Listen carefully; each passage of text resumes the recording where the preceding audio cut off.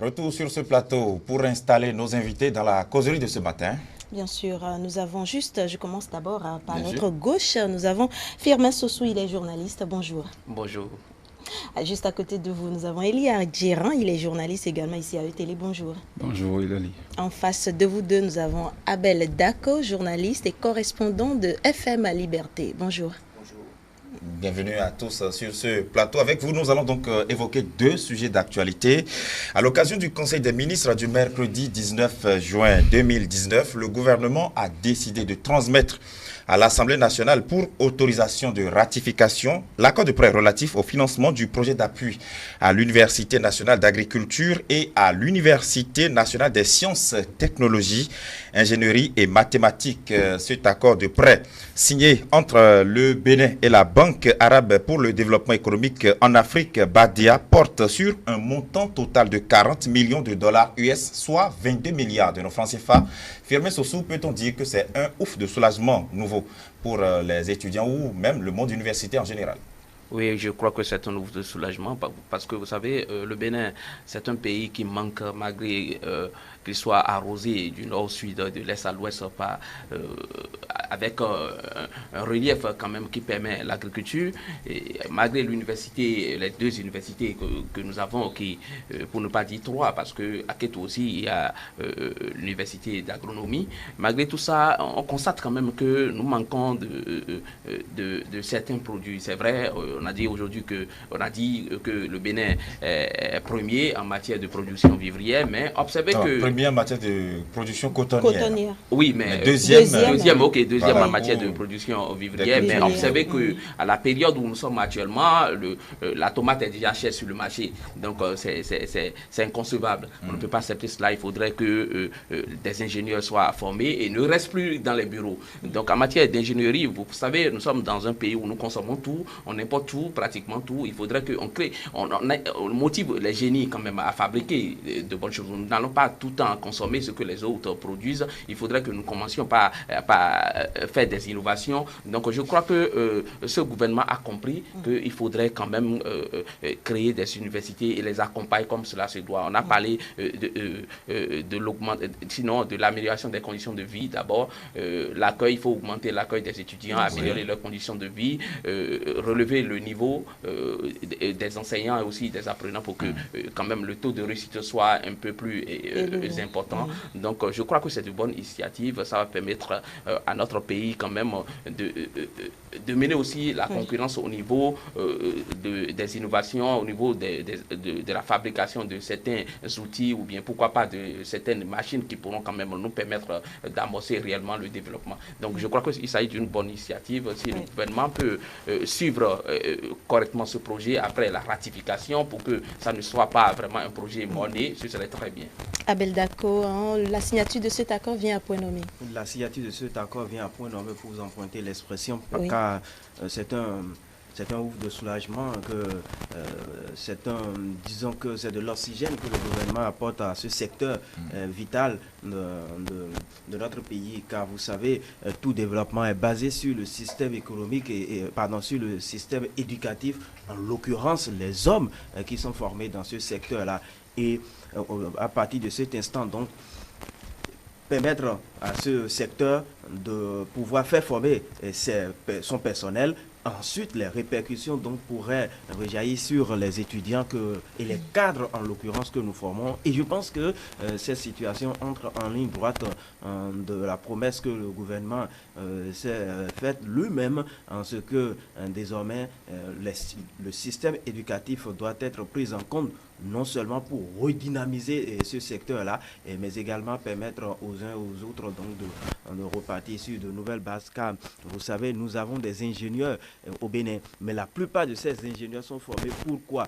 Pour le bureau. Alors qu'un ingénieur, en réalité, n'est pas fait pour le bureau. Ça se comprend à partir du moment où ces ingénieurs n'ont pris jamais contact, en tout cas pour la plupart, à part les quelques essais de planches que nous voyons à l'université d'Amé-Calavi, où en première, en deuxième et en troisième année, ils s'essaient à la chose en réalisant ces planches-là avec quelques réalisations, et à la fin c'est terminé. On travaille pour le bureau, on veut toujours fonctionner à l'international parce qu'on a été formé, on est agronome. En réalité, un agronome n'est pas fait pour le bureau. Un agronome, c'est sur le terrain. Pour les fermes. Pour les fermes. Et les répercussions, c'est sur tout le secteur, tout le système du Bénin. Mais au fond, cela n'a jamais été le fait. Et donc, cet accord de ratification viendra corriger ce tir-là où désormais ils vont être formés, ils vont être mieux outillés, et à partir de ce moment, comme le dit l'adage, à celui qui a reçu beaucoup, on peut beaucoup en demander. Elia Djera. Oui, il faut d'abord rappeler que cet accord de ratification est bien orienté vers des universités thématiques. On a compris que pendant longtemps, l'université a formé donc des théoriciens, des gens qui ont le savoir dans tous les domaines, mais ne sont pas des praticiens. Mais déjà, dans son ambition donc, de développement, il faut pouvoir en réalité accompagner les universités qui peuvent former dans des domaines bien précis. On a compris aujourd'hui que l'université d'agriculture et aussi bien à l'université nationale des sciences techniques, aussi bien de l'imagerie que des mathématiques, il faudrait des spécialistes aujourd'hui dans le développement de plusieurs domaines, donc en mathématiques par exemple. Lorsqu'on prend la notion des logiciels, on parle des questions des algorithmes. Il faut d'abord des applications, des développeurs d'applications. Maintenant aujourd'hui, si tant est que les gens sortent des universités, ils sont peut-être spécialistes des questions peut-être de la communication, des questions du droit, comme on en voit presque partout, alors qu'il y a donc de nouveaux domaines qui sont en train d'être développés. Il faudrait déjà que l'État puisse donc accompagner ces universités à pouvoir mettre sur le marché des spécialistes. Ça voudrait dire qu'en 3 années, si on améliore les conditions donc de vie et de travail donc de ces universitaires, ces étudiants pourront donc être déjà au début même de leur formation, être déjà des spécialistes. Ils sont en contact direct parce qu'on pourra mettre un plateau technique beaucoup plus adéquat, et déjà la formation sera beaucoup plus une réalité que de pouvoir naviguer en l'air, comme on le dit. On a cité donc des penseurs, etc. au cours de nos formations, et en fin de compte, on dit qu'on est titulaire de tel diplôme sans pour autant être à l'image donc de la connaissance acquise. Donc je crois qu'en réalité que cet accord de ratification vient booster dans soit peu le secteur universitaire. Cet accord de prêt. Cet accord de prêt, bien évidemment, viendra donc booster le secteur éducatif dans notre pays et améliorer aussi la qualité de la formation. Parce que vous n'êtes pas sans savoir qu'aujourd'hui, que lorsqu'on parle de la question de l'agriculture, le gouvernement déjà dans son PAG ambitionne déjà à assurer une autosuffisance alimentaire. Oui. Mais ça ne passera pas forcément à une importation des aliments. Il faudrait aussi des acteurs bien formés, aussi bien dans nos universités, qui se mettent en réalité sur le terrain, produisent et essaient donc de pouvoir rentrer en contact avec la terre à partir donc de leurs connaissances acquises pour pouvoir développer de nouvelles applications. Parce qu'avec peu de terres emblavées, on peut avoir plus de rendement. Mais ce n'est pas sur les écrits, ce n'est pas sur les papiers. Il faudrait avoir donc des terres. Et déjà, pour que cela puisse se faire, il faut des essais dans les laboratoires. Il faut déjà faire quelques incubations. Il faut pouvoir développer d'autres théories. Et je crois qu'en réalité, que cela ne passera pas forcément par des expressions. On ne va pas dire que tel penseur, peut-être dans telle université, a fait telle recherche. Les universitaires seront désormais dans les laboratoires et pourront ressortir donc de nouvelles propositions pour améliorer en réalité notre secteur d'activité. Je crois aujourd'hui, même si on prend aujourd'hui le domaine de l'informatique. Si aujourd'hui nous voulons peut-être produire suffisamment donc des outils informatiques au Bénin, ce n'est pas pour dire que les Chinois sont plus savants que les Béninois, mais c'est simplement parce qu'ils ont compris que très tôt, il fallait leur disposer de moyens nécessaires pour pouvoir leur permettre de pouvoir développer ces aptitudes-là. Donc je crois qu'en réalité que progressivement, c'est dans ce sens-là que le gouvernement s'inscrit en recherchant donc cet accord donc de prêt qui pourra en réalité améliorer donc ce secteur. Voilà un peu ce que je peux dire pour l'instant. Philmé Soussou, dans vos propos liminaires, vous avez mis le doigt sur certains objectifs que vise notamment cet accord de prêt. Je me permets de vous les relayer de façon plus explicite. On parle notamment de l'augmentation de la capacité d'accueil des étudiants au niveau des 2 universités thématiques et d'améliorer les conditions de vie des étudiants, relever la qualité de l'enseignement en vue d'augmenter le taux de réussite des apprenants et de faciliter l'insertion de ceux-ci sur le marché de l'emploi. Je m'en arrête là d'abord. La question de l'insertion professionnelle est une question principale, primordiale pour les autorités, non? Est-ce que c'est une preuve là que les autorités s'en soucient? Oui, vraiment, parce que le gouvernement fait le diagnostic. Vous savez, beaucoup d'étudiants ont été formés en matière d'agronomie au Bénin, mais le plus souvent, c'est qu'ils sont dans des bureaux parce que le besoin se fait sentir aussi dans l'administration où on a besoin de faire des études. Donc, on préfère mettre ceux-là dans des bureaux pour travailler et laisser les paysans ou sinon les producteurs faire leur travail. Alors qu'en temps normal, ceux-là devraient aussi être sur le terrain, accompagner les producteurs et savoir véritablement comment évoluent les productions. S'il faut faire des tests, à des moments donnés, il faut les faire. Donc aujourd'hui, le gouvernement a compris qu'il faut former davantage d'autres étudiants de façon à les accompagner pour que leur insertion professionnelle soit vraiment facile. Et il faudrait que les entreprises soient... Chaque année, on forme des milliers de diplômés qui sortent des universités et qui se trouvent désœuvrés. Parce que le constat, c'est que les pays qui se développent aujourd'hui se basent pour des pays comme le Bénin bien arrosé. Il faut l'agrobusiness. Il faut l'agrobusiness, il faut à côté la transformation. Donc, si le gouvernement envisage de renforcer la capacité de ces deux universités thématiques, l'objectif, c'est de permettre à notre économie quand même d'avoir encore un peu plus de poids en dehors de ce que nous engrangeons à travers la fiscalité et autres domaines. Il faudrait que les gens soient véritablement formés et que ces étudiants qui vont sortir des universités soient aussi des modèles. Parce qu'aujourd'hui, on voit que sur le marché, les gens sont formés, mais ils sont sous-employés. Ils ont des diplômes, mais ils sont obligés de se retrouver dans d'autres secteurs pour pouvoir évoluer. Mais si déjà l'étudiant est formé et à la sortie, on lui trouve déjà là où il peut travailler, lui-même, il commence par faire déjà des expériences. Ceux qui sont derrière lui, les générations futures, vont prendre sur lui l'exemple afin de faire ce qui est mieux, ce qui est conseillé en matière d'études et en matière de mise en application. Parce qu'il ne sert à rien de faire des études pendant des années et de rester à la maison ou bien d'abandonner tout ce qu'on en a appris pour se retrouver dans un autre secteur où on tâtonne également et on cherche à joindre les deux bouts de façon très très difficile. Donc je crois que le gouvernement est dans une dynamique, former les gens, mais au même moment il faut tout faire pour les accompagner afin que leur insertion professionnelle soit vraiment effective. Donc c'est une bonne initiative à accompagner. Maintenant il faudrait qu'il y ait aussi la vigilance, la veille pour que les gens ne soient pas vraiment lents sur le projet. Voilà, Abel Dako, les données ont changé. On comprend que le gouvernement veut réellement des jeunes capables de faire quelque chose. Mais il peut en être autrement dans un contexte où on évolue de plus en plus vers la mondialisation et la globalisation. Qu'est-ce que le Bénin a apporté sur le marché de cette dynamique-là désormais où chacun doit pouvoir apporter quelque chose sans véritablement attendre de tout ce que les autres ont. Vous savez, le problème au Bénin pour la plupart, c'est que nous sommes un pays qui comporte beaucoup de docteurs, mais le pays est de plus en plus malade. C'est bizarre, c'est curieux. C'est incompréhensible. Dans tous les coins de Cotonou, vous avez des docteurs par-ci, des docteurs par-là, et qui plus est, lorsque vous descendez à l'université d'Ahomey-Clavé, d'accord, puisque c'est le lieu qui en forme, et on crée, comme en excuse, on crée chaque année des unités d'enseignement qui ne valent véritablement pas la peine parce que, bon, tel docteur a fini, il a été brillant, il faut le récupérer quand même, il faut qu'il reste là, il faut qu'on lui trouve une unité d'enseignement. Mais qu'est-ce que ces unités d'enseignement portent véritablement à ce système-là?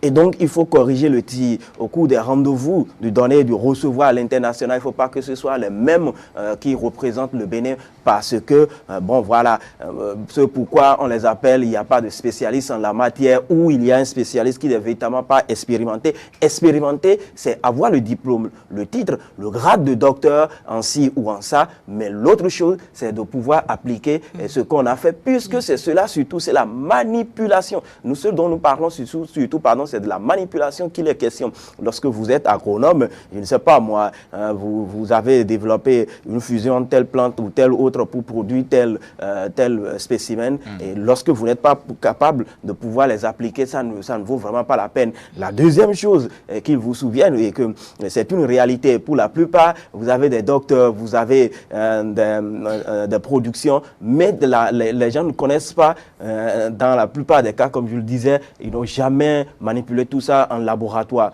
Puisque l'autre problème dont nous souffrons surtout aussi, c'est de laboratoires dignes du nom, de laboratoires qui puissent être conformes aux normes, aux réalités de ce 21e siècle et de ce 3e millénaire. À partir de ce moment, il faut corriger ces insuffisances-là pour que non seulement nous puissions disposer véritablement de docteurs comme cela se doit, mais que ce soit des docteurs qui non seulement puissent dire ce dont ils sont capables, mais également sur le terrain pour que l'applicabilité soit une chose effective, pour que désormais le pays se porte mieux avec les docteurs qui puissent véritablement être à son chevet et puissent le sortir de cette inertie. Voilà, nous allons poursuivre à lire les objectifs de cet accord-là. Le troisième point surtout, c'est promouvoir la recherche scientifique dans les domaines de l'ingénierie et de l'agronomie. Quatrième point, favoriser la bonne gestion des deux universités et promouvoir leur rayonnement à l'échelle nationale et régionale. Elia Djiran. Absolument. Lorsqu'on parle déjà donc du rayonnement donc de ces universités, d'abord aussi améliorer la question des recherches universitaires, c'est indispensable. Figurez-vous, lorsqu'on prend aujourd'hui le domaine de la médecine, avec les questions de l'imagerie. Aujourd'hui, quand on prend les rayons X, lorsque les gens veulent développer donc de nouvelles recherches pour essayer de pouvoir retrouver à travers donc ça dit le corps humain, les différents dispositifs et tout, pour faire certaines recherches, on n'a pas besoin forcément d'aller dans d'autres universités pour le faire. C'est ces mêmes béninois docteurs là qui vont en réalité travailler dans les grands hôpitaux internationaux. Mais pourquoi chez nous ça peine à se développer? Donc je crois qu'en réalité que on pourra, ça dit, cet appui-là, au premier niveau, va d'abord disposer un plateau technique beaucoup plus adéquat pour faciliter un contact direct entre l'étudiant et déjà le matériel qui serait appelé donc à manipuler demain. La matière. Parce que là, comme ça, il ne va plus naviguer en vue. Prenez le département de la sociologie, avec les questions de la géo. C'est vrai qu'il y a des spécialités, on ne condamne pas. Oui. Mais aujourd'hui, c'est un domaine de formation aujourd'hui, lorsqu'on parle des sciences mathématiques, on parle de l'agronomie, c'est déjà des domaines directs où déjà, même à partir de la première année, quand tu vas dire un stage, tu peux déjà commencer par t'auto-employer. Parce que déjà, tu peux emblaver une petite terre pour commencer par faire certaines petites recherches que même sur lesquelles tu pourrais te baser pour même soutenir en année de licence. Parce que déjà, ta recherche démarre automatiquement avec le démarrage donc de ta formation. Donc je crois qu'en réalité que tous ces efforts-là viennent en réalité pallier à la grande difficulté auquel on était assujetti dans le secteur universitaire, et ça vient booster en réalité la qualité donc de la formation au niveau donc des universités. Parce que figurez-vous aujourd'hui, quand on revient dans les sciences mathématiques, moi je le dis toujours, depuis qu'ils ont même parlé donc de ces universités, ils ont créé ça, on a créé des docteurs, mais ici aussi on aura des docteurs. On a formé des docteurs, mais néanmoins pas des docteurs qui soient à l'image donc du titre qu'ils portent. C'est vrai que le savoir est là. Si vous leur demandez la pédagogie, ils vont vous expliquer l'intérêt donc de leur thèse. Mais déjà, mettez-les à l'œuvre, il n'y a pas en réalité une conformité entre le savoir intellectuel et la pratique. Et je crois que le système anglophone le dit. Et le dit bien évidemment. Le what can you do? Aujourd'hui, il faudrait qu'on quitte le système de qu'est-ce que tu sais, mais de quoi tu sais faire. Là, en réalité, tu es plus opérationnel. Et progressivement, là, la question du chômage dont nous critiquons... la question du chômage que tout le monde dénonce... Bien évidemment, va commencer parce qu'on envie l'autre lorsqu'on est désœuvré. Déjà, progressivement, lorsque tu es dans une... Oui, bien évidemment, lorsque tu es dans une formation qui te permet déjà de te créer, tu ne vas pas entendre l'État à venir t'apporter quelque chose. Donc, je crois que le ministère de l'Enseignement supérieur a vu juste, à travers son gouvernement, bien évidemment, à pouvoir donc accompagner ce secteur-là. Et dernièrement, on a compris qu'il y a eu des concours qui ont été même lancés, toujours à l'endroit donc de cette université, parce qu'on recherche aujourd'hui les pôles de l'excellence. Et ça passe vraiment par les sciences mathématiques. Ce dont il parle, c'est réel, et pallier ce fait, il y va de soi. Parce que vous savez, ce qui s'observe, la plupart des docteurs, en agronomie surtout, lorsqu'ils finissent, ils sont pour la plupart jeunes, c'est souhaitable, c'est ce qu'il faut louer. Vous savez ce qui se passe? C'est des gens qui viennent discuter encore avec quelques heures de vacations au secondaire pour enseigner. Tenez-vous très bien, s'il vous plaît, je n'exagère en rien, les sciences de la vie et de la terre. C'est vrai qu'il y a un rapport avec cela, mais il y a une faculté qui forme pour les sciences de la vie et de la terre. Justement. Mais voyez-vous, le problème est crucial. Et ce dont vous parlez également, vous avez pris un autre domaine de la sociologie. C'est pareil, ils viennent discuter des heures de vacation au secondaire. Bon, c'est peut-être le français ou français. Le français. Non, mais il y a... Alors que si on avait déjà trouvé une solution pour l'insertion professionnelle, afin que le domaine dans lequel vous avez été formé, vous puissiez vraiment exercer dans ce domaine, ça va résoudre aussi certaines questions. Ces cas-là. On dit souvent que des chercheurs qui cherchent, on en trouve, mais des chercheurs qui trouvent, on en cherche. Firmin Sossou, est-ce qu'on peut espérer que, là, avec ces efforts du gouvernement, on aura des chercheurs qui trouvent, mais qui trouvent aussi ce dont nous avons vraiment besoin pour se développer? Oui, on aura ça parce que, en fait, il faut saluer déjà la dynamique du gouvernement parce que récemment, des universités ont été distinguées. J'ai suivi l'élément sur votre chaîne, je crois, et des universités ont été distinguées, ceux qui ont fait de la recherche et qui accompagnent l'agriculture dans notre pays, ils ont été distingués par le ministère. Et je crois que c'est une bonne initiative qui motive désormais. Et si on peut avoir des chercheurs qui peuvent rivaliser à l'international avec d'autres chercheurs, ce serait bien. Et le Bénin pourra quand même se targuer d'avoir des chercheurs qui innovent, qui créent et qui accompagnent réellement le développement. Vous savez, aujourd'hui, nous avons besoin plus de chercheurs que des gens qui sont là à nous orienter vers la consommation. Il faut qu'on crée pour montrer aux autres que nous sommes aussi là. Nous avons à côté un marché de plus de 150 millions d'habitants, le Nigeria. La consommation est là, mais on ne peut pas envoyer des produits qui ne sont pas, qui ne respectent pas les normes. On ne peut pas envoyer des produits et toujours importés. Non, il faudrait que nous fabriquions nous-mêmes pour conquérir ce marché qui peut consommer tout ce que nous pouvons même produire au Bénin en matière de production vivrière. Donc je crois que c'est de bonnes initiatives pour permettre à des chercheurs d'évoluer, les accompagner surtout parce que vous savez, le gouvernement ambitionne de renforcer la capacité des enseignants, de donner les moyens pour que des recherches soient vraiment effectuées et de primer ceux-là qui seront vraiment excellents à la fin pour que les autres qui n'ont pas aussi la capacité soient vraiment motivés à travailler davantage. Je crois que c'est une bonne initiative et cela va permettre aussi à d'autres secteurs parce que si ces deux universités thématiques sont renforcées, d'autres universités pourront quand même commencer par faire l'effort histoire de bénéficier d'un accompagnement, d'un appui de la part du gouvernement. Donc je crois que cela est encouragé, seulement que, je le dis toujours, il faut la veille médiatique. Je pense que vous n'avez pas à vous inquiéter pour cela, parce que désormais, c'est l'obligation, très bien, merci infiniment, l'obligation de compte rendu, l'obligation de résultats. Donc vous n'avez pas à vous en faire pour cela. Le gouvernement de la rupture ne va pas mobiliser des fonds pour des objectifs aussi louables que ceux-là. Et ça va être de pieux vœux. Elie Adjérand, au regard de tout ceci, quelles sont les perspectives envisagées?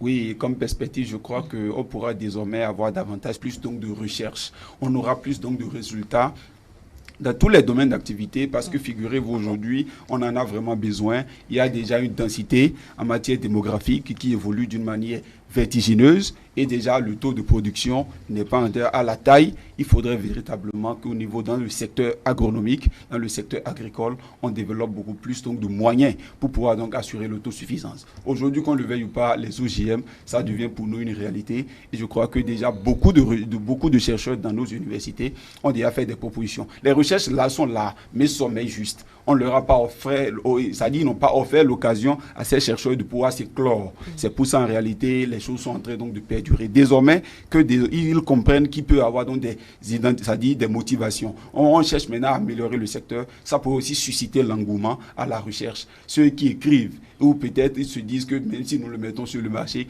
ça ne sera pas pris en compte. Désormais, je crois que l'opportunité leur est offerte de pouvoir en réalité se révéler parce qu'on est donc à l'heure donc de la rupture où tout donc doit donc être révélé. Donc je crois qu'en perspective, notre université se produira mieux et c'est le pays qui en sortira gagnant et par ricochet notre propre population même que nous sommes parce que notre santé finira par donc être assainie. On va manger on mangera à notre fait bien évidemment de la qualité surtout et déjà les petites maladies issues donc de ces alimentations là pourront donc disparaître et c'est ça même l'essor du développement tant souhaité. Très bien. Parlons justement de perspectives Abel Dako, je voudrais vous amener à réfléchir sur peut-être de long terme. Lorsqu'on parle de l'agriculture, c'est une activité traditionnelle dans ce pays. On sait que ça, ce n'est à montrer à personne. Mais en matière de sciences, d'ingénierie, de technologie, de mathématiques, c'est un secteur assez inexploré encore, on n'en bénéficie presque pas encore. On sait que sous d'autres cieux, actuellement, les questions sont à la conquête spatiale, comment réaliser encore des technologies plus avancées. Est-ce qu'on ne va pas réfléchir dans ce sens aussi?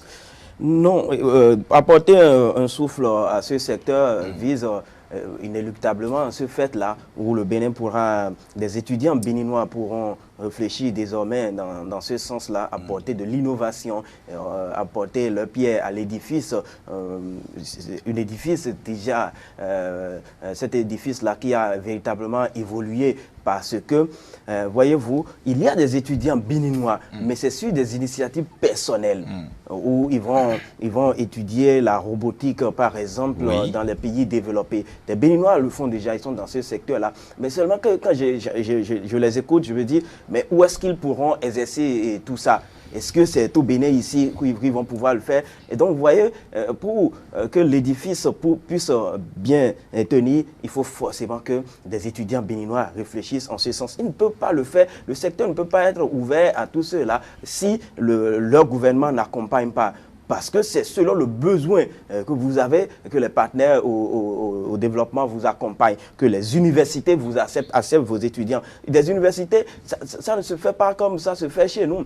Si les universités étrangères ne sentent pas le besoin dans votre pays, ils n'acceptent pas, ils ne vous ouvrent pas certaines formations. Oui. Et donc la formation en robotique, la formation en imagerie, très avancée, comme vous le dites aussi bien, ça ne peut pas se faire, ça ne peut pas s'ouvrir aux étudiants béninois si on ne sent pas la nécessité qu'une fois à la fin de la formation, leur pays pourra leur donner des opportunités pour que ces étudiants s'essayent véritablement en la matière. Parce que ça ne sert à rien qu'on vous forme pour des secteurs d'activité, qu'en retour, vous ne puissiez les appliquer dans votre pays.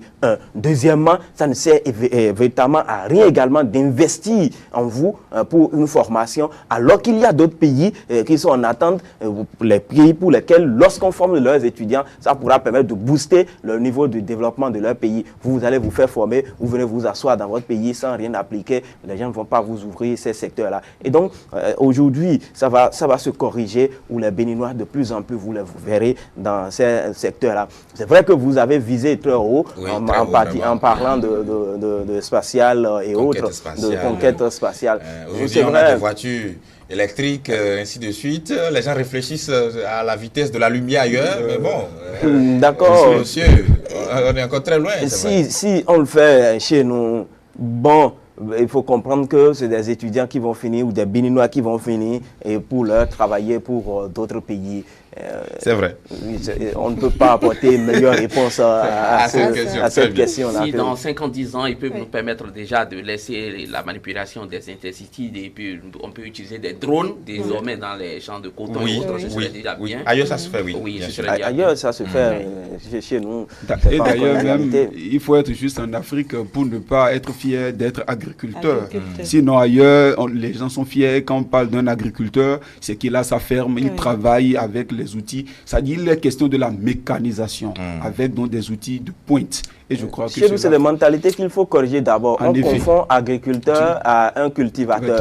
Ce n'est pas la même chose. Ce n'est pas la même chose parce que en Europe, c'est vrai qu'il ne faut pas confondre deux choses incomparables. En Europe, un agriculteur, c'est toute une génération. C'est une question de famille. C'est-à-dire que l'arrière-grand-parent l'a fait aujourd'hui, c'est le tour du petit-fils. Mais chez nous, non, on n'aime pas ça du tout. Quand vous parlez d'agriculteur, on pense tout de suite à un cultivateur, alors que les réalités ne sont pas les mêmes. Les moyens utilisés ne sont pas les mêmes. Il faut déjà que le Béninois commence par accepter cela, parce que pour la plupart aussi, pour le Béninois, quand vous parlez d'agronome, il dit, bon, c'est ceux-là qui labourent, non? Il n'y a rien, il n'y a pas de logique, il n'y a pas un lien entre les deux secteurs d'activité. Je propose qu'on évolue dans les échanges de ce matin. Le 21 juin dernier, c'était le vendredi, c'était la fête de la musique. Elia Djeran, comment se porte la musique béninoise? Je crois qu'il faut reconnaître qu'un grand effort est fait. les artistes continuent toujours à exprimer cette inspiration qui sommeille en eux. Ils essaient donc de les révéler.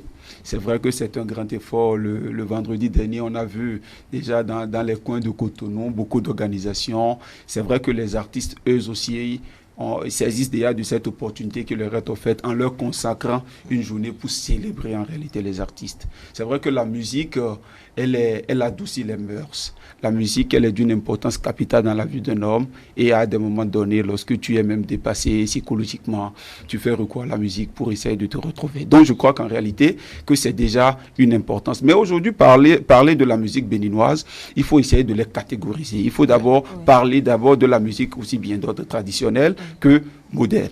Si aujourd'hui nous nous aventurons un peu dans le secteur traditionnel, on comprend que beaucoup d'artistes font un grand effort, notamment. On ne peut pas citer, on ne peut pas parler de la musique traditionnelle sans parler de Alec Laurent aujourd'hui, qui véhicule une philosophie à travers son chant, qui enseigne à travers son chant, qui donne en réalité, c'est-à-dire même les panégyriques, on a certaines valeurs traditionnelles qui sont donc véhiculées à travers son chant. Donc je crois qu'aujourd'hui que nous avons du potentiel. Nous avons en réalité beaucoup de richesses culturelles qui méritent donc d'être valorisées. Alors, si on revient dans le secteur moderne, on voit aujourd'hui, c'est vrai, il y a la tendance aussi qui accompagne. Les gens ont bien envie donc de copier les questions et venir d'ailleurs. Il y a le sclérose, etc. Mais ce n'est pas bien. Il faudrait conserver l'essentiel. On peut bel et bien moderniser, mais en préservant donc l'essentiel. Donc, de façon ramassée, je puisse dire qu'aujourd'hui, que la fête de la musique, c'est déjà une journée de réflexion. Mais ce dont moi j'ai voulu me rappeler, c'est l'effort du gouvernement à l'endroit donc des artistes eux-mêmes. On va y arriver tout à l'heure. Voilà. Mais avant, je ne partagerai pas ton point de vue sur ce côté-là du fait que la musique béninoise se porte bien, parce qu'il y a un problème de fond de qualité qu'on peut relever à ce niveau. Oui, moi je dirais que la musique béninoise elle se porte très bien dans les rues de Cotonou, elle se porte très bien dans les bars et dans les buvettes, mais à l'international, elle est absente. Elle est vraiment absente à l'international. Non, si ce n'est que des efforts individuels de quelques artistes, d'ailleurs, qui, à partir de leurs propres moyens, quand même, font tout possible pour représenter le Bénin à l'international. Quand vous voyez ceux qui aujourd'hui sont cités à l'international, c'est des gens qui, de par leur initiative individuelle, ont pu quand même trouver des opportunités pour évoluer. L'accompagnement qu'il faut. Parce que vous savez, le secteur culturel, c'est une industrie où il faut investir vraiment. Nous avons à côté, comme je l'ai rappelé sur l'autre sujet, le Nigeria, plus de 150 millions d'habitants. Vous voyez, aujourd'hui, on ne peut pas être artiste béninois produit pour le Bénin seul. Environ 12 millions d'habitants. Et combien de personnes ont aussi encore les moyens? Combien de personnes ont la logistique qu'il faut pour consommer? C'est ça le véritable problème. Aujourd'hui, si vous êtes artiste béninois, vous devez, en dehors de la langue française ou bien des langues nationales, vous devez pouvoir chanter quand même en Yoruba. À défaut de parler l'anglais, vous devez chanter en Yoruba et chanter en anglais s'il le faut, afin d'aller sur le marché du Nigeria, par exemple, pour avoir... Imaginez, un artiste béninois qui produit par exemple pour un album, qui produit son album, il veut vendre le CD peut-être à 500 francs, avec 1 million, d'accord, de vente au Nigeria, il est à plus de 500 millions. Oui, mais je ne vous coupe pas, je vous vois d'ailleurs très passionné par le sujet. Oui. Mais est-ce que être artiste de qualité signifie se décrocher de sa propre culture?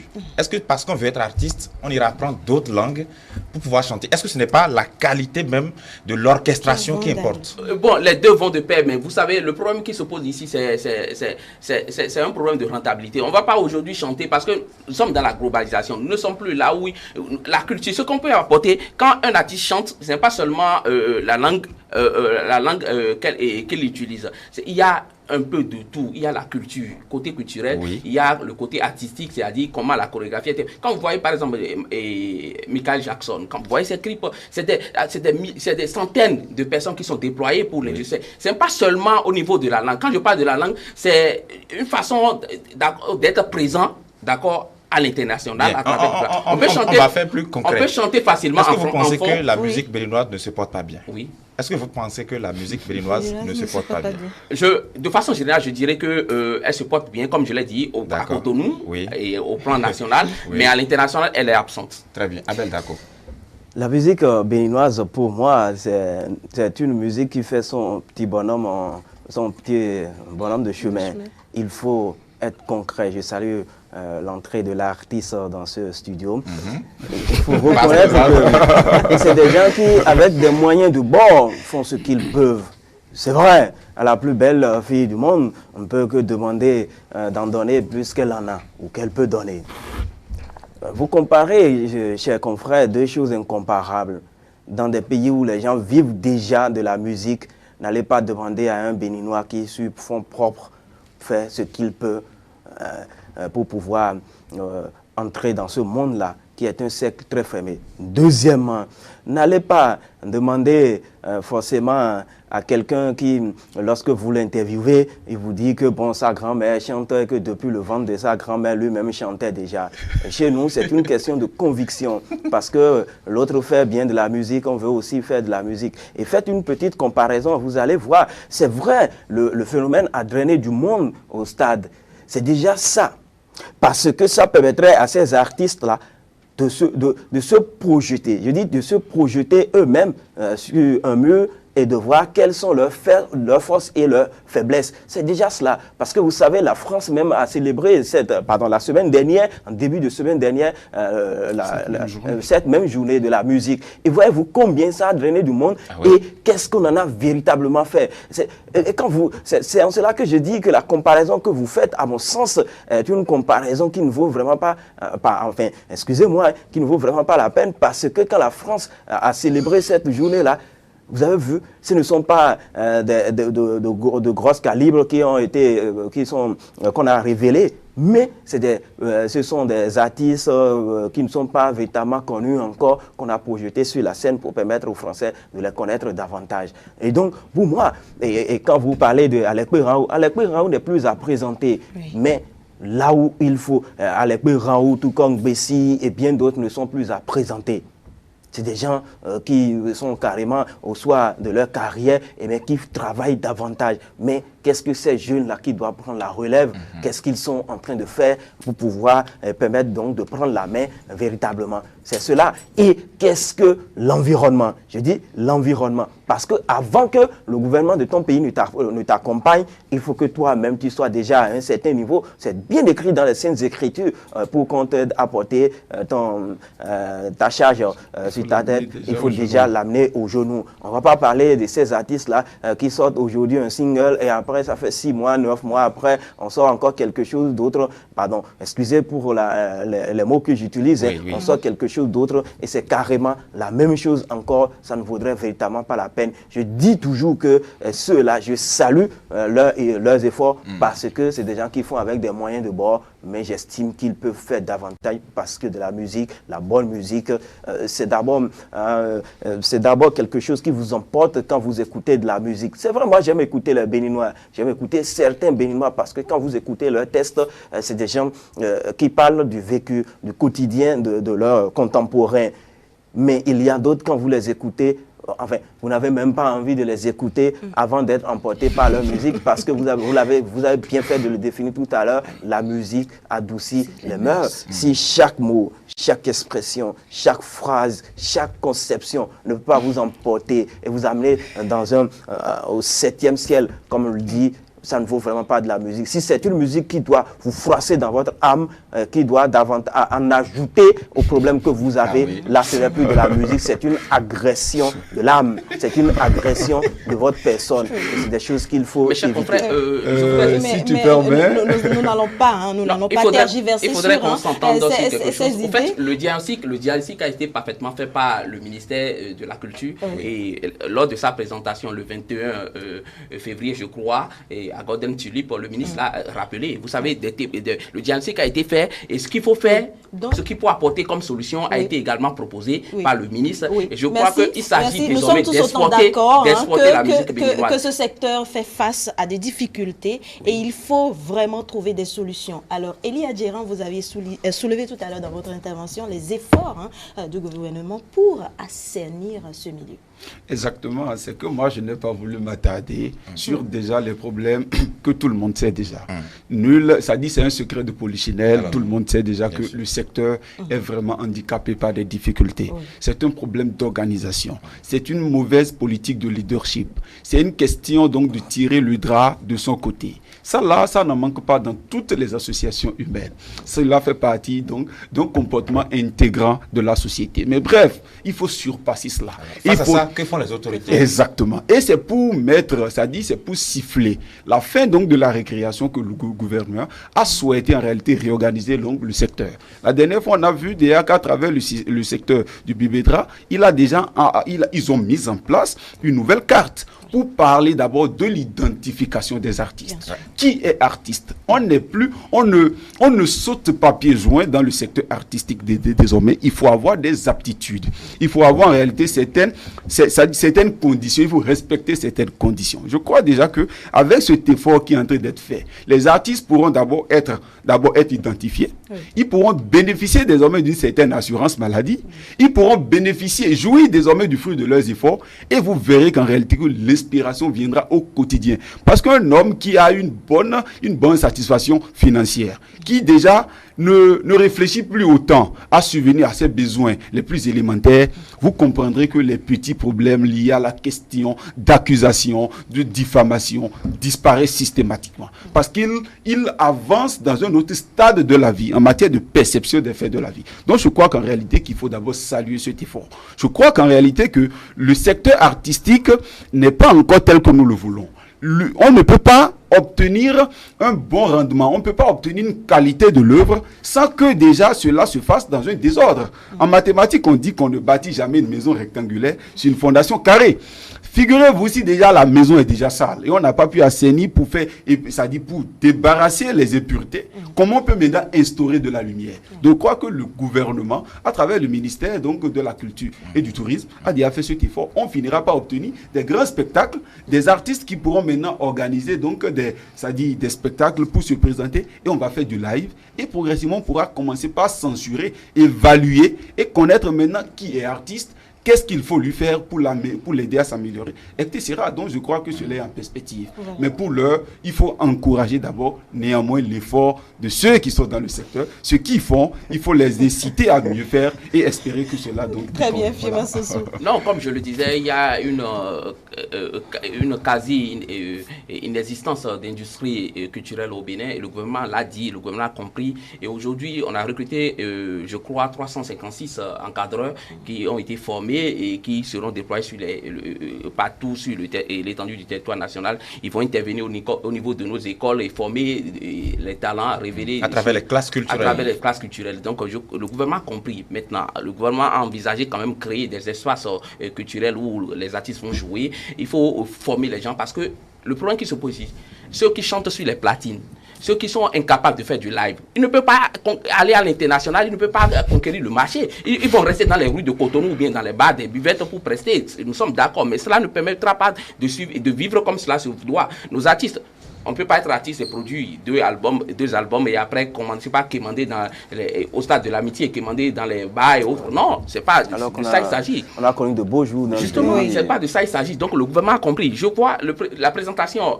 faite par le ministre Ozat Omeki a décliné l'ambition du gouvernement et il s'agira de créer des classes. Il s'agira par exemple de créer un centre de théâtre pour le Bénin qui va accueillir 7000, si je ne me trompe pas, 7000 et spectateurs. Vous voyez, c'est quelque chose. Il a parlé de Zénith. Il a parlé de Zénith dans sa présentation. Donc, je crois que c'est une bonne ambition et que le gouvernement doit accompagner les artistes, les former comme cela se doit. Les talents, nous en avons au Bénin, mais c'est comment accompagner ces talents-là pour qu'ils puissent exporter notre musique. Il ne s'agit pas de jouer pour des gens lors des cérémonies funéraires, jouer pour les mariages et autres. C'est pas de ça il s'agit. Il faut réunir du monde, il faut aller à l'international, organiser des concerts, rivaliser avec les Davido, pourquoi pas rivaliser avec ceux-là. Aujourd'hui, quand on voit le Nigeria, on voit par exemple la Côte d'Ivoire. Vous êtes très amoureux des artistes nigériens. À ce qu'on voit. Oui, mais aujourd'hui, au fait, même quand vous les Nigériens vous fascinent. Non, quand vous allez dans les bars de Cotonou, dans les boîtes de nuit, c'est de ce que vous vivez vous-même. Vous vous demandez si vous êtes toujours au Bénin, parce que là, c'est un récit qu'il nous fait. Oui, c'est ce que nous vivons, mais c'est regrettable, c'est vraiment regrettable. Il faudrait que nous ayons des artistes quand même qui peuvent tenir compte de la tendance actuels qui peuvent évoluer aussi et aller à la conquête. Aujourd'hui, quand on parle de Toufan et tout cela, mais nous avons des talents qui peuvent même mieux faire que ceux-là, mais ces talents ne sont pas accompagnés. Il faut accompagner les artistes. Est-ce que quelque chose n'est pas fait dans ce sens? Oui. Dans le sens de cet accompagnement dont vous parlez. Oui. Au fait, vous savez, le diagnostic a été fait. Je ne vais pas rappeler ce qui a été fait sous les anciens régimes. Vous savez, dans le monde culturel, nous avons des artistes, vous allez les inviter, peut-être ils vont vous parler de ce qu'ils ont fait. Par le passé, on crée des fédérations, parce qu'on crée des fédérations où on regroupe des associations qui n'existent pas, des associations fictives, juste parce qu'on veut bénéficier du milliard culturel. Donc tout ça a été déniché par le gouvernement, on a fait la démarche. Quand mon confrère parlait tout à l'heure du Bibidra, au fait, à ce niveau, il y a des gens qui prenaient de l'argent, mais qui n'étaient pas des artistes.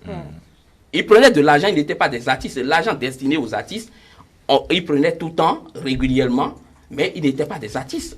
Et le ministère a fait des études, a fait le diagnostic, a déniché ceux-là et a compris qu'il faut désormais accompagner les vrais artistes, ceux-là qui peuvent vraiment impacter. Les gens organisaient par exemple par moment des festivals, par-ci, par-là, ils ont l'accompagnement du gouvernement, mais en réalité, c'est des organisations de circonstances qui ne permettent pas d'évoluer et d'avoir un album digne du nom. Quand vous parlez d'album, jouer sur les platines, chanter, c'est-à-dire chanter même. Il y a les thématiques qu'il faut. Les thématiques que les gens doivent utiliser pour être à l'interaction. Je ne dis pas ces thématiques. Je vais vous dire quelque chose. La musique, c'est toute une école. Voilà. C'est toute une école. Merci. Et pour accompagner ces musiciens, il faut assainir d'abord ce secteur, ce que le gouvernement a déjà commencé. Le terrain est désormais balisé.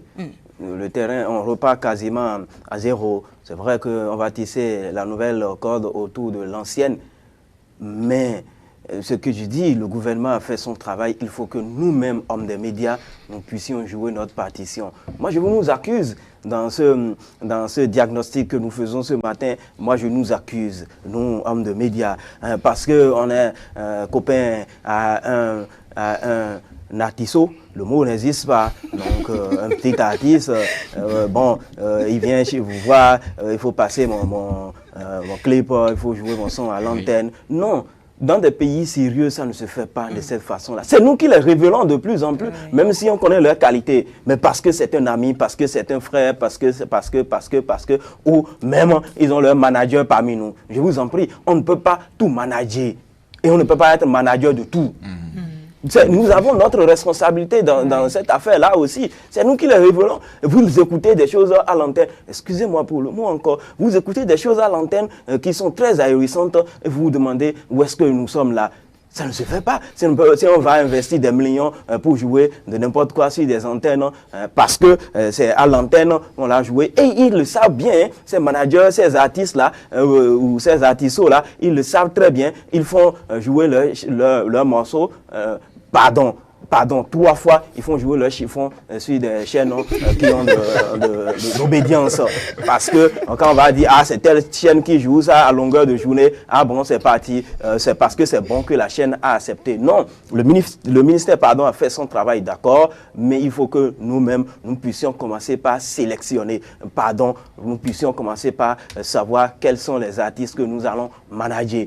Le verre est dans le fruit. Justement, on a compris que sous le régime précédent, on avait institué le fonds d'aide à la culture qui a été transformé en fonds des arts et de la culture. Et on sait que le gouvernement avait à l'époque montré sa bonne foi d'accompagner les artistes. On a parlé du milliard culturel. Après, c'est passé à 3 milliards et on a vu que ça avait été mal géré. Comme Firmin le disait tout à l'heure, des gens qui n'étaient forcément pas artistes venaient couper des millions et partaient, ou même ceux qui étaient peut-être des artistes, pour emprunter le terme de Abel Dako aussi, venaient aussi à ce trimilliard culturel. Ça n'avait pas été bien géré. Est-ce que vous ne voyez pas aujourd'hui, Elie, que le gouvernement a restructuré ce secteur afin de redonner au secteur culturel ses lettres de noblesse? Effectivement, je crois que le secteur connaît progressivement sa vitalité. Et déjà, comme vous venez de le rappeler, ce n'est pas terminé, l'affaire est toujours pendante. Tous ceux qui avaient pris, illicitement donc ces fonds-là, ces associations fictives qui ont été créées de fait pour essayer de pouvoir percevoir l'argent de l'État, ces personnes sont en train d'être écoutées, l'enquête est ouverte, donc je n'ai pas voulu trop m'aventurer vu que c'est une affaire juridique. Mais je crois qu'en réalité, que c'est fini déjà la récréation. Je crois que, comme l'a dit tout à l'heure M. Dako, progressivement, là, les gens finiront donc pas savoir quel est le sens. C'est vrai qu'avec cette nouvelle restructuration, cette nouvelle configuration, on connaît les artistes. Avec la carte, c'est déjà désormais une carte d'identification. Lorsque vous êtes... C'est vrai que les artistes crient maintenant qui n'ont plus de l'argent, qui n'ont plus l'argent du Fonds des aides de la culture. C'est normal. Ça a totalement été revu. C'est normal qu'ils C'est pas Pasteur qui dira le contraire d'ailleurs. Oui, puisque déjà, tout ce qui est réforme, touche toujours, ça bouleverse les intérêts. Oui. Et c'est normal que les gens s'en soucient et qu'ils en crient. Le cri ne va pas déplacer les montagnes donc, de Tanguita. De qui est là, le problème est là, on sait déjà. Si eux-mêmes, c'est pour leur propre bonheur. Avec cette nouvelle amélioration qui est en train d'être envisagée, pour l'instant, c'est normal qu'ils croupissent dans la misère, qu'ils sentent les effets, mais plus tard, ils en jouiront parce que désormais, ils pourront donc se prévaloir artistes et pouvoir donc en jouir donc des différents fruits, des conditions qui en découlent, donc de leurs conditions. Donc, on les invite donc à se conformer à la norme, aux nouvelles réglementations en la vigueur. Donc, je crois que c'est de ça qu'il s'agit. Et déjà, ce qu'il faudrait aussi rappeler, c'est qu'en fait, tout à l'heure, mon confrère le disait, on va pas exprimer, on va pas déplorer le problème qui se passait. Ils ont compris que c'était une cacophonie, c'était un désordre.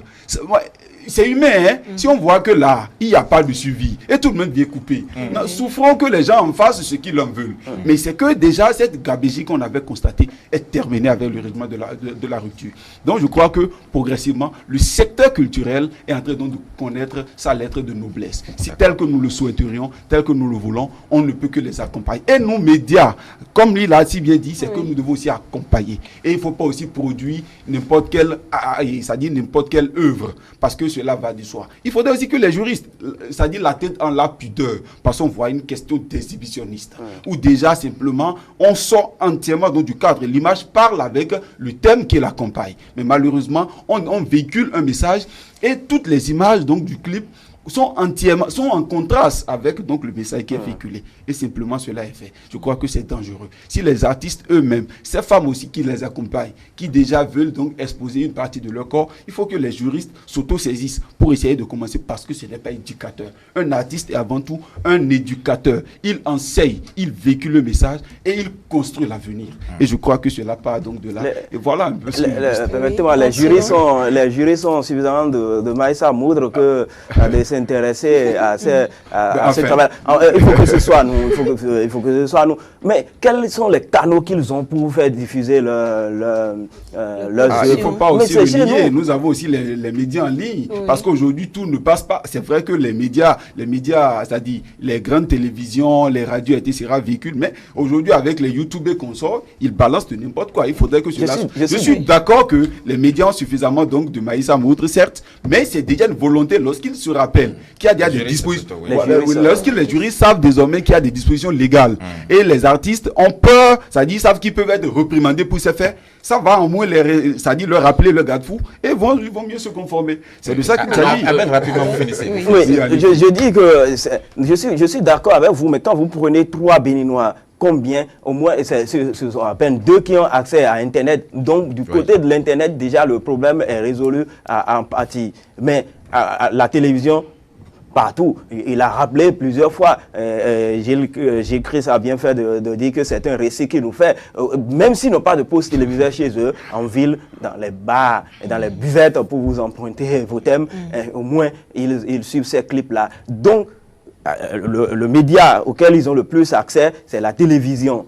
Il faudrait que nous-mêmes, avant de passer ces œuvres-là, il faut qu'on s'asseye et qu'on suive ces œuvres avant de les diffuser. S'assurer que ça ne dérange pas les mœurs, ça ne dérange pas les tendances, parce que vraiment, parfois, vous suivez des clips, comme je l'ai dit, ça vous froisse et ce n'est pas bon pour le moral. Non, je parlais de l'organisation, au fait, de la détection de talents au niveau des écoles. Des concours départementaux seront organisés par le ministère et le gouvernement. Et des gens seront détectés. Il y aura des soirées de gala avec les meilleurs artistes. En dehors de cela, il y aura le centre de lecture et des arts avec, je crois, c'est quelque chose d'un centre de lecture, des arts et puis de la culture qui sera dédié aux artistes. Donc, désormais, ceux qui, parce qu'ils ont trouvé 50 000, ils vont juste dans des studios de fortune réaliser quelque chose, ceux-là n'auront plus l'accompagnement du gouvernement. Et partant de là, déjà, on va décourager ceux-là qui chantent avec des thématiques ou bien des refrains où on invente juste des trucs. Ça même, c'est de la pollution. Donc, ceux qui polluent à tout moment à travers leurs chansons et qui, quand ils ont des copains dans nos chaînes de télévision et autres, là, ils donnent de l'argent et c'est leur œuvre, on joue en longueur de journée. Ils seront découragés, ils seront vraiment découragés. Vous savez, avec l'organisation qui se fait aujourd'hui au niveau du gouvernement, il y aura la censure. Certainement, il y aura la censure, il y aura des comités où on va étudier les œuvres qui seront désormais jouées sur les chaînes de télévision et autres. La consommation au niveau aussi, vous savez, la HAC, aujourd'hui, la HAC devrait en temps normal contrôler tout ça pour que les tranches d'heures réservées à la musique, notamment, en l'occurrence, à la musique béninoise, c'est-à-dire les œuvres locales, seront vraiment respectées et accompagner les artistes comme cela se doit. Lorsqu'on va commencer par accompagner, ne serait que peut-être une sélection de 100 personnes au plan national qu'on peut accompagner sur peut-être 2 ans, 3 ans, 4 ans. Ceux-là, quand ils vont commencer par évoluer, ceux qui n'auront pas les accompagnements comme cela se doit, ceux qui, parce qu'ils ont peut-être un parent dans un ministère ou bien quelqu'un qui peut les accompagner à travers 200 000 et autres, et on commence par produire 2 singles, 3 singles, et on chante dans des bars, dans des buvettes, ceux-là, ils seront vraiment découragés. Parce que de quoi il s'agit aujourd'hui? Là, vous avez chuté, hein? Oui. Pour être artiste, il faut être formé. Vous l'avez dit. Il faut être formé, il faut savoir jouer. Que la musique, c'est toute une école. Vous l'aviez déjà dit. Oui, c'est ça. C'est de ça il s'agit. Merci infiniment à vous d'être venu partager avec nous ces moments d'échange sur ce plateau. Elie Adjiram, merci aussi. Vous êtes un collègue ici à ETélé. Abel Dako, correspondant de FM Liberté au Bénin et au Nigeria. Merci d'être venu aussi. C'est moi qui vous dis plutôt merci pour l'invitation et l'honneur. Merci infiniment à vous. On vous retrouve la semaine prochaine sur ce même plateau. Ce serait avec plaisir. Le plaisir sera aussi partagé de ce côté-là.